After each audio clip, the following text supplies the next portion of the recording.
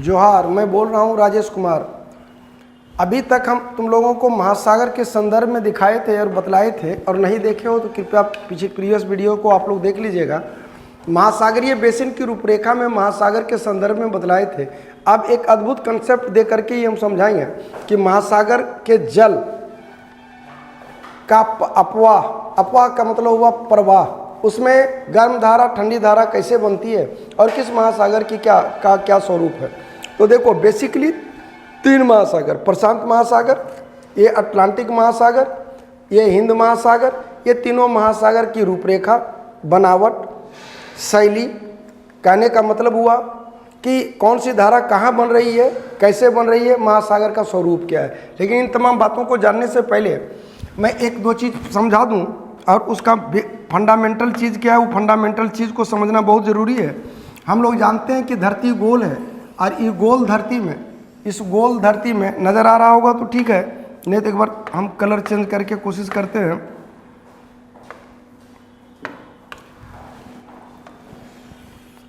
ये धरती गोल है, और इस गोल धरती में ये बीच का जो इलाका है, इसको हम लोग 0 डिग्री कहते हैं। जानते हैं तो ठीक है, नहीं जानते हैं तो भी ठीक है।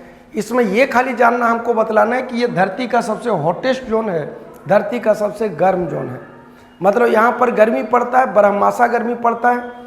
तो स्वाभाविक है कि जहाँ पर गर्मी पड़ेगा भाई, जैसे तालाब उलाब में आप लोग गर्मी के टाइम में नहाने जाते होंगे, कूदते होंगे, देखिएगा पानी सरफेस का गर्म लगता है, लेकिन नीचे का पानी ठंडा ही लगता है, क्योंकि सनलाइट की किरणें जो पड़ती है वो उतना भी पावरफुल नहीं होती है कि तालाब के पूरे पानी के अंतःकरण तक, मतलब नीचे तक, तल तक के पानी को गर्म कर दे।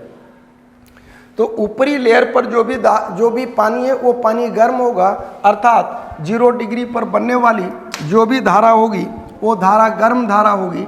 अब 0 डिग्री से ऊपर के पार्ट को हम लोग उत्तर बोलते हैं, इसलिए इसका नाम हो गया उत्तर विषुवत रेखीय धारा।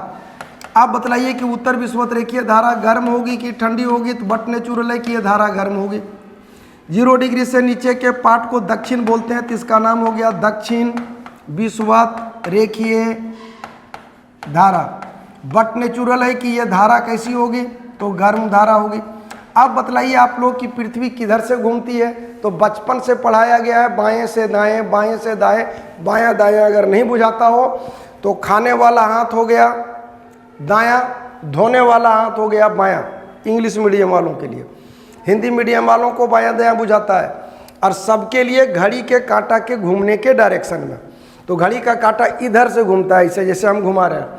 तो स्वाभाविक है कि धारा इधर से चलेगा, जो धारा इधर से चलेगा वो दाएं से बाएं चला, बाएं से दाएं चला, इधर से जो चला इधर। लेकिन जो धारा ऊपर है वो कहीं ना कहीं टकरा करके ऊपर की ओर जाएगा। अब बतलाइए, जैसे जैसे ये धारा ऊपर की ओर जाएगा, ये ठंडाएगा कि गर्माएगा, तो स्वाभाविक है कि ज्यों ज्यों ये ऊपर की ओर जाएगा, ध्रुव की ओर जाएगा, ये ठंडा होता जाएगा। यहाँ आते आते तक ये बिल्कुल कनकना जाएगा और बिल्कुल ठंडी धारा के रूप में इस डायरेक्शन में उतरेगा।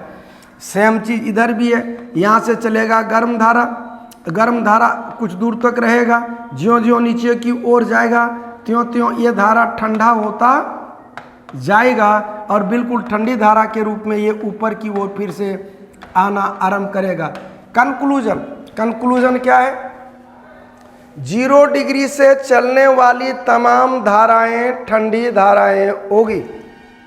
0 डिग्री से चलने वाली तमाम धाराएं गर्म धाराएं होगी। 0 डिग्री से चलने वाली तमाम धाराएं गर्म धाराएं होगी। 0 डिग्री से चलने वाली तमाम धाराएं गर्म धाराएं होगी।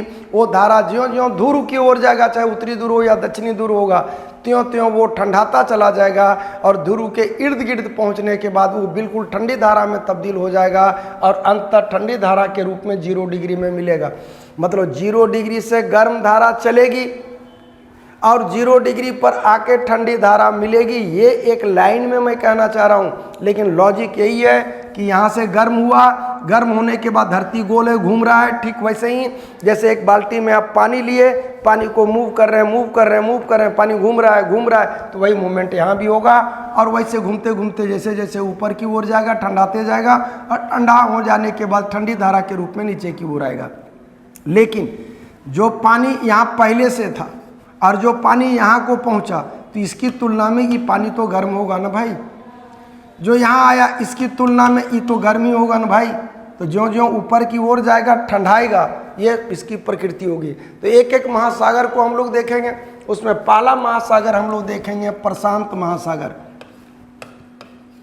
जरा हम लोग मैप पर देख लें प्रशांत महासागर का डिजाइन कैसा है भाई। प्रशांत महासागर किन महादेशों के बीच में घिरा हुआ है? तो ये पार्ट है प्रशांत महासागर। प्रशांत महासागर में एक ओर एशिया है, एक ओर ऑस्ट्रेलिया है। एशिया देखिए, मैं सीने पर रखे कह रहा हूँ, एशिया और ऑस्ट्रेलिया दाईं तरफ है, बाईं तरफ है उत्तरी अमेरिका और दक्षिणी अमेरिका। दाईं तरफ हो गया एशिया और ऑस्ट्रेलिया, दाईं तरफ हो गया एशिया और ऑस्ट्रेलिया, बाईं तरफ हो गया उत्तरी अमेरिका और दक्षिणी अमेरिका। बीच का पानी कहलाया प्रशांत महासागर। इसी प्रशांत महासागर के अपर पॉइंट को देखिए, यहाँ पर लगेगा कि दोनों पार्ट उत्तरी अमेरिका और दक्षिणी अमेरिका आके जुड़ गया है। यहाँ से अगर एक रेखा खींचें तो ऐसे खींचेगा, इधर से खींचें तो ऐसे खींचेगा, बीच से कट कर दें तो ऐसे कट होगा। अर्थात बिल्कुल सच है कि अगर प्रशांत महासागर के डिजाइन को देखा जाए तो इसका डिजाइन त्रिभुजाकार होगा। तो पहला इंपॉर्टेंट चीज प्रशांत महासागर का डिजाइन कैसा है? तो इसका डिजाइन त्रिभुजाकार है। ये प्रशांत महासागर का डिजाइन त्रिभुजाकार है। दूसरा चीज, ये सबसे बड़ा महासागर है। कौन महासागर? प्रशांत महासागर। इसके गहरे गर्त का नाम मेरियाना गर्त है। मेरियाना गर्त कहाँ है? तो फिलीपींस द्वीप समूह के बगल में है। आप जरा बतलाओ, प्रशांत महासागर सबसे बड़ा भी है, सबसे गहरा भी है। गहरा का क्या मतलब होता है यारा? गहरा का मतलब होता है धरती का फटा हुआ मैक्सिमम होना। सिंपल लैंग्वेज में समझो जरा कि पृथ्वी गोल है, पृथ्वी घूम रही है, पृथ्वी का अंदर का पार्ट गर्म है, लिक्विड है। लिक्विड ना होता तो बतलाओ कि जहाँ कहीं भी ज्वालामुखी विस्फोट होता अंदर से लावा फेंकता क्या? अंदर से लावा का फेंकना इस बात को प्रमाणित करता है कि पृथ्वी अंदर से गर्म है। और वही गर्मी, अब पृथ्वी गर्म है, गर्म है, गर्म है, घूम रही है। स्वाभाविक है कि वहाँ से जब अत्यधिक प्रेशर बिल्डअप होगा तो कहीं ना कहीं तोड़ के निकलेगा। तो तोड़ के कहाँ निकलेगा? जहाँ पृथ्वी सबसे कमज़ोर होगी। और सबसे कमज़ोर कहाँ होगा? जहाँ पृथ्वी सबसे अधिक फटी होगी। और सबसे अधिक फटे हुए पार्ट का नाम क्या है? तो प्रशांत महासागर है। स्वाभाविक है कि यहाँ ज्वालामुखी विस्फोट सबसे ज़्यादा होगा और यहाँ भूकंप के सबसे झटके ज़्यादा आएंगे। और इसी भूकंप के झटके के कारण प्रशांत महासागर के तटीय इलाका को अग्नि वलय कहा जाता है। क्या वर्ड बोले हम ना? अग्नि वलय। अग्नि वलय कहा जाता है तटीय इलाका को। अब स्वाभाविक है ज्वालामुखी विस्फोट होगा तो स्वाभाविक है समुद्र में पानी के तट के पानी के संपर्क में आएगा, ठंडाएगा तो द्वीप का निर्माण करेगा। तो सर्वाधिक द्वीपों वाला महादेश कौन सा, महासागर कौन सा है? तो प्रशांत महासागर है। सबसे बड़ा कौन सा है? तो प्रशांत महासागर। आकृति कैसी है? त्रिभुजाकार। गहरे गर्त का नाम क्या है? मेरियाना गर्त। मेरियाना गर्त कहाँ है? फिलीपींस द्वीप समूह के किनारे वाले पार्ट को क्या कहते हैं? अग्नि वलय। और सर्वाधिक द्वीपों वाला महासागर कौन सा है? प्रशांत महासागर। तो प्रशांत महासागर के संदर्भ में ये बातें आई। अब तुम्हारा नेक्स्ट जो चीज़ आता है वो चीज़ इसका आता है धारा। अभी तक क्या बोले?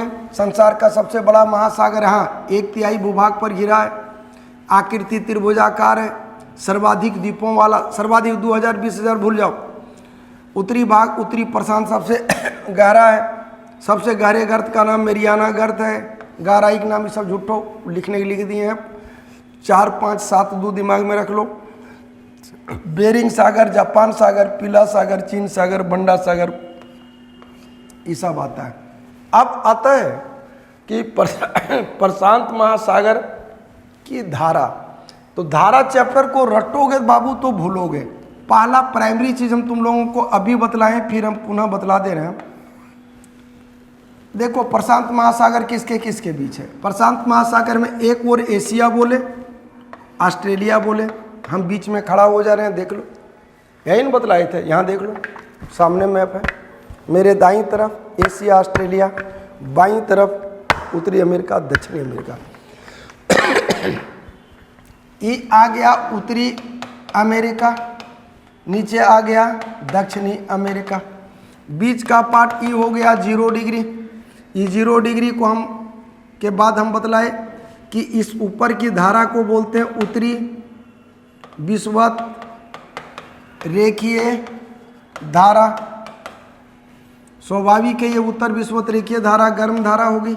नीचे वाले पार्ट को बोले दक्षिण विषुवत रेखीय धारा। स्वाभाविक है ये भी धारा क्या होगी, गर्म होगी। यही गर्म धारा टकरा के ऊपर की ओर जाएगी, तो ऊपर की ओर जाएगी तो चली कौन सी धारा बंधु, गर्म धारा। और यही एशिया में एक द्वीप जापान है या नहीं, यही जापान में गर्म धारा टकरा के 2 टुकड़ों में बटेगा कि नहीं, एक इधर एक इधर। तो इधर जो आ गया इसको बोले क्यूरोसियो की धारा। अब तुम ही बताओ कि क्यूरोसियो की धारा ठंडी होगी कि गर्म होगी, तो बट नेचुरल है कि धारा वो गर्म होगी क्योंकि 0 डिग्री से जा रही है। इधर भी जो आई वो भी धारा गर्म होगी। धारा का नाम रख दिया सुसियो की धारा। पनिया एक है बंधु, 2 टुकड़ों में बट गया, इधर बट गया वो क्यूरोसियो, इधर बट गया वो सुसियो। यही धारा आगे की ओर बढ़ रहा है। और यहाँ पर तुम लोगों को प्रारंभिक फेज में अगर मेरा वीडियो देखा होगा तो ठीक है, नहीं देखा होगा तो देख लेना। और अगर नहीं देखना चाहते हो तो यहाँ देख लो इस जगह को, ये एशिया है, देख लो ये एशिया है। भारत को जानता होगा कि एशिया में है, यही भारत एशिया को ठोकते ठोकते ठोकते ठोकते हम यहाँ पर आ रहे हैं। ये पार्ट एशिया का है। और यहाँ पर जो सागर है वो सागर का नाम क्या है, तो ओखाटस्क सागर। क्या नाम हमने कहा, ओखाटस्क सागर, ओखाटस्क सागर। यहाँ से आने वाली धारा इसी के नाम पर हो गया ओखाटस्क की धारा। तो सिंपल सी बात है कि जो धारा ओखाटस्क, जो धारा पोलर एरिया से आएगा वो धारा ठंडी होगी, अर्थात ओखाटस्क की धारा ठंडी धारा होगी। ये ठंडी और गर्म मिल गई, धीरे धीरे ये पूरी धारा ठंडा गई। और ये उत्तरी अमेरिका है, ये यहाँ पर उत्तरी अमेरिका है। स्वाभाविक है कि उत्तरी अमेरिका की ये जो धारा आएगी वो उत्तरी अमेरिका से आने वाली, इधर से एक धारा आती है एक द्वीप के पास से, नाम है ओयासियो। तो ये ओयासियो की धारा ठंडी धारा होगी। और यही उतरते उतरते धीरे धीरे ज्यों ज्यों उतरती जाएगी धारा ठंडी होती जाएगी। यहाँ पर एक जगह पड़ता है कैलिफोर्निया, तो ये कैलिफोर्निया की धारा, ये कैलिफोर्निया की धारा, ये धारा ठंडी धारा होगी। और अंततः ये धारा यहाँ मिल जाती है। और ये धारा का रोटेशन चलता रहता है, मतलब कुल मिलाकर के ये एक ऐसी धारा है, कुल मिलाकर के एक ऐसी धारा है, कुल मिलाकर के एक ऐसी धारा है जिस धारा का अपना एक रोटेशन है। और ये धारा अनवरत चलता रहता है। ये धारा परमानेंट धारा है। किताब में दुनिया भर धारा पढ़ेगा यार, उस धारा को पढ़ने के चक्कर में बर्बाद नहीं होना, इस चीज़ को दिमाग में बैठा के रख लेना। अब आता है दक्षिण विषुवत रेखीय धारा। यहाँ पर ऑस्ट्रेलिया है, ये धारा यहाँ को आया, ऑस्ट्रेलिया की दाईं तरफ है, दाईं तरफ को पूरब बोलते हैं, तो ये कहलाया पूर्वी ऑस्ट्रेलिया की धारा। तो पूर्वी ऑस्ट्रेलिया की धारा को यहाँ से आया 0 डिग्री से, तो स्वाभाविक है ये धारा गर्म है, तो ये धारा पूर्वी ऑस्ट्रेलिया की धारा गर्म कहलाएगी। नीचे जो जो आ गया वो आने के बाद वो धारा क्या होगी, वो धारा ठंडा जाएगी। ठंडी धारा का जो पट इधर से निकलना है निकल जाएगा, जो टकरा करके इधर चढ़ना है ऊपर आ जाएगा। ये दक्षिण अमेरिका है। यहीं पर एक कंट्री पड़ता है पेरू। दक्षिण अमेरिका में देखो, दक्षिण अमेरिका में यहाँ देखो एक कंट्री है पेरू। तो पेरू के पास जो धारा आ रही है, वो दक्षिणी ध्रुव से आ रही है, वो धारा कहलाई पेरू की धारा। और ये पेरू की धारा हो जाएगी ठंडी धारा। तो ये परमानेंट धारा है। अब इसी धारा को यहाँ तुम देख लो, लिख दिए हैं। अब इसको कह देंगे रट लो, तो यार रटने की जरूरत नहीं है बंधु मेरे। यहाँ आ गया जापान, क्यूरोसियो, सुसियो, ओखाटस्क की धारा, ओयासियो की धारा, कैलिफोर्निया की धारा, पूर्वी ऑस्ट्रेलिया की धारा, ई आ गया पेरू की धारा, सिंपल हो गया यही। नहीं दिमाग काम करे तो उत्तरी प्रशांत में जो आ अक्षर से है वो ठंडा है, सिंपल। ओखाटस्क ठंडा है, ओखाटस्क ठंडा है, ओयासियो की धारा ठंडा है। नहीं तो 3 ऑप्शन एक साथ देता, ओखाटस्क, ओयासियो, क्यूरोसियो। दक्षिण में ई, अगर जरा सा मैप दिमाग में है तो कहीं कोई गड़बड़ी नहीं, पूर्वी ऑस्ट्रेलिया गर्म है, पेरू की धारा ठंडी है।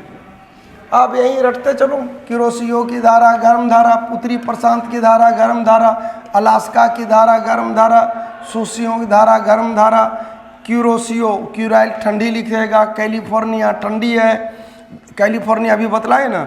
दक्षिण विषुवत-रेखीय धारा गर्म धारा, पूर्वी ऑस्ट्रेलिया की धारा गर्म धारा, हम्बोल्ट या पेरुवियन धारा ठंडी धारा, अंटार्कटिका अपवाह ठंडी, ये सब अटर पटर ये सब छोड़ दो यार। कुल मिला करके जो समझाए हैं, अगर समझ गया होगा तो अपनी बात को सच्चे अर्थों में दिल से दिमाग से जो भी ओपिनियन देना होगा, एक बार सब्सक्राइब करो या नहीं करो, ओपिनियन जरूर दे देना। इन्हीं विनम्र समरों के साथ जय हिंद, जय भारत। हम अपेक्षा करेंगे कि आप वीडियो को लाइक करें, शेयर करें और सब्सक्राइब करें।